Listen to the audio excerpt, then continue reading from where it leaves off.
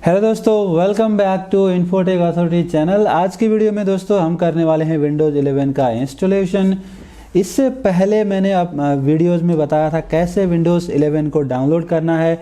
अगर आपके पास डाउनलोडेड नहीं है तो आप माइक्रोसॉफ्ट के वेबसाइट से ओरिजिनल विंडोज़ 11 डाउनलोड कर सकते हैं और उसका USB pen drive, bootable pen drive बना सकते हैं। अगर बूटेबल पेन ड्राइव का वीडियो भी मैंने अपलोड किया हुआ है इससे पहले, आप उसे देख सकते हैं। अब दोस्तों यहाँ पर चलिए इसे इंस्टॉल करते हैं।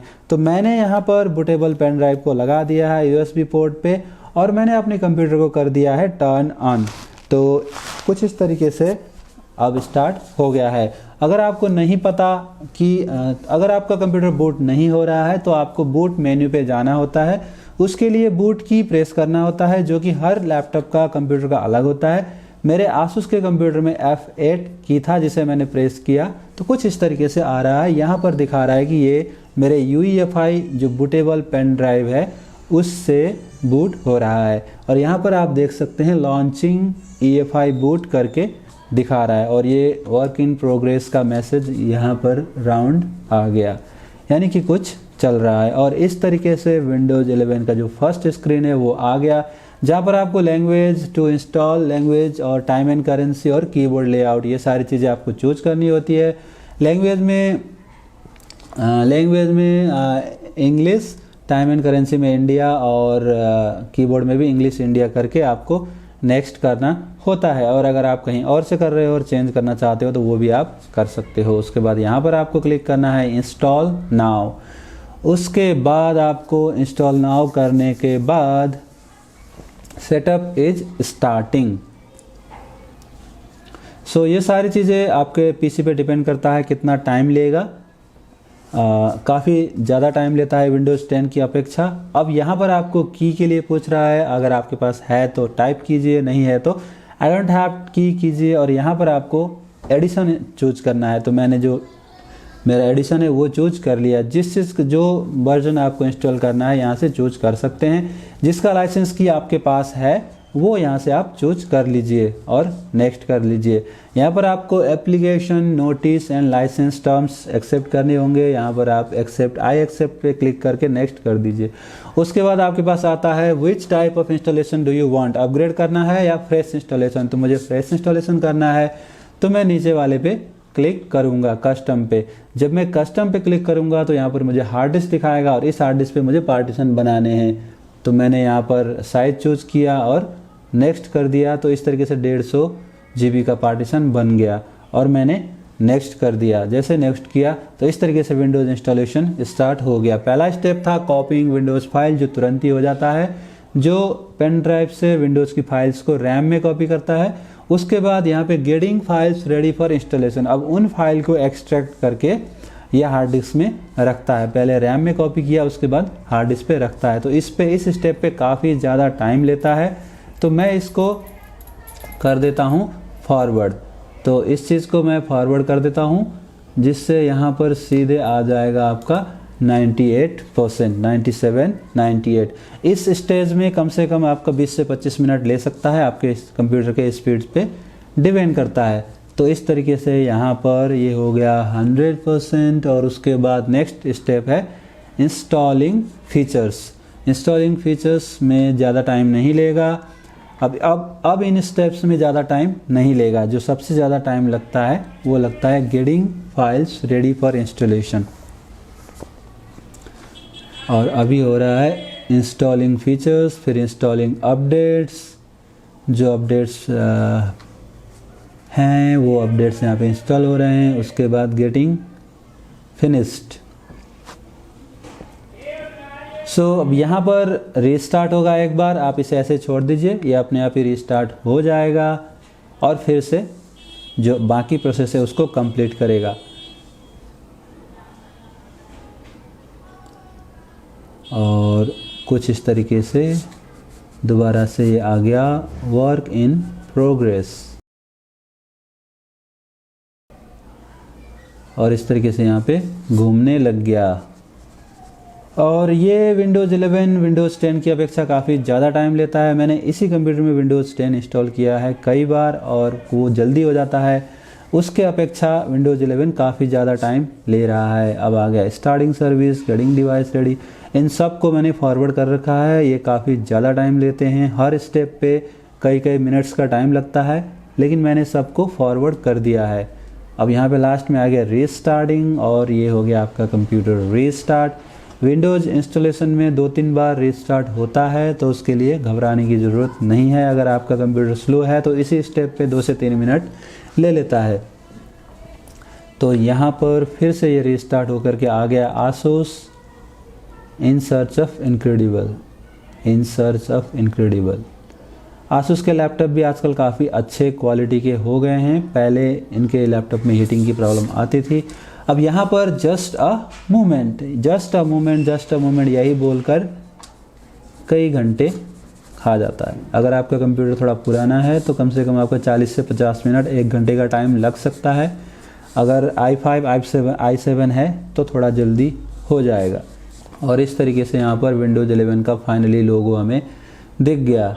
और उसके बाद हमें यहाँ पे is this the right country reason, yes कर देते हैं, नहीं तो आपको दूसरा चूज करना होगा। जो भी कंट्री है उसको चूज कर लीजिए और नेक्स्ट कर दीजिए। अब यहाँ पर आपसे बोल रहा है कीबोर्ड लेआउट,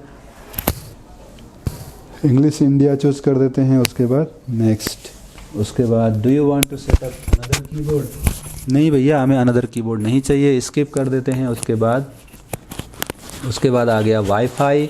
अगर आपने केबल से कनेक्ट कर रखा है तो ये ऑप्शन नहीं पूछेगा।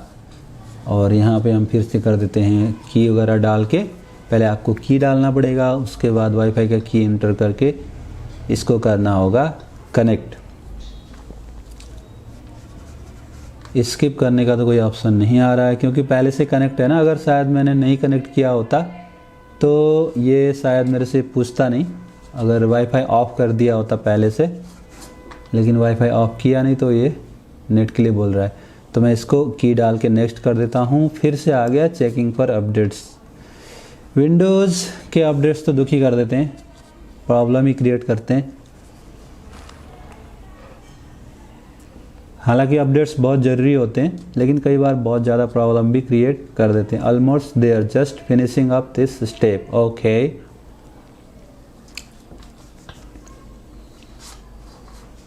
अब यहाँ पर पूछ रहा है नेम योर डिवाइस, चलो जी यहाँ पे डिवाइस का नाम दे दो।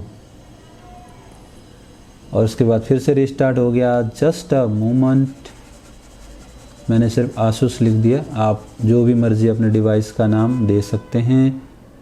उसके बाद फिर से रिस्टार्ट हो गया। पूरे इंस्टॉलेशन में कई बार रिस्टार्ट होता है, जो कि एक कॉमन स्टेप है। फिर से work in progress, just a moment, just a moment, just a moment, just a moment, just a moment, just a moment.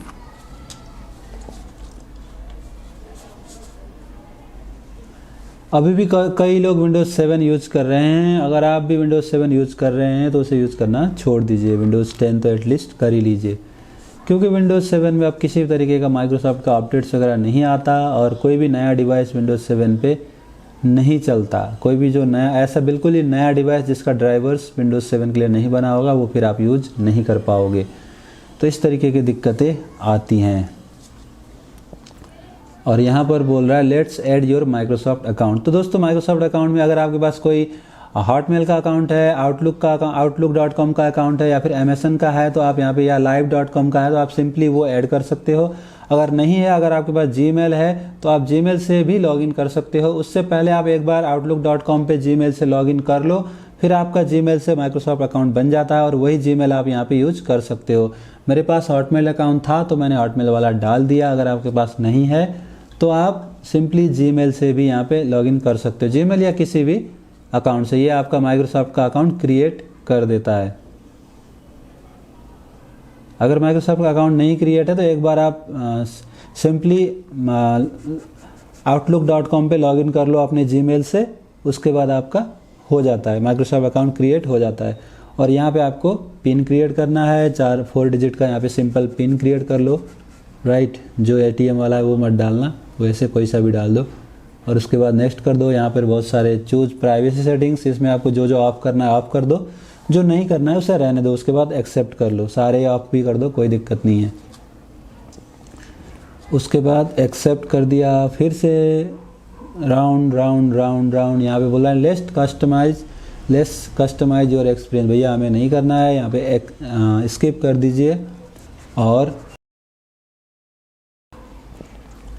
Skip करने के बाद यहाँ पे बोल रहा है backup your files with OneDrive. नहीं करना भैया हमें, only save files in the PC. ठीक है। उसके बाद फिर से आ गया चेकिंग फॉर अपडेट्स, फिर just a moment, hi getting things ready for you,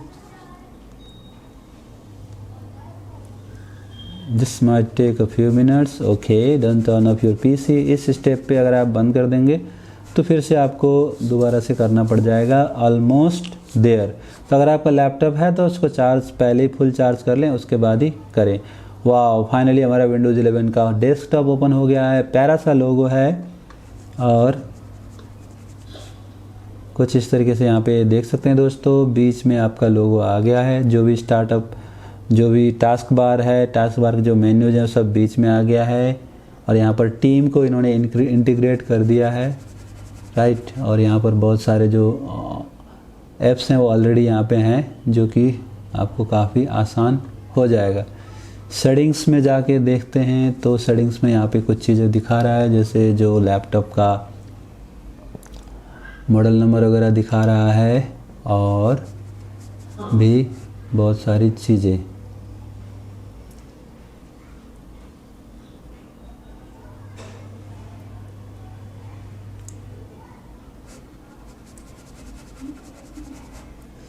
सो दोस्तों फाइनली विंडोज़ 11 इंस्टॉल हो गया है।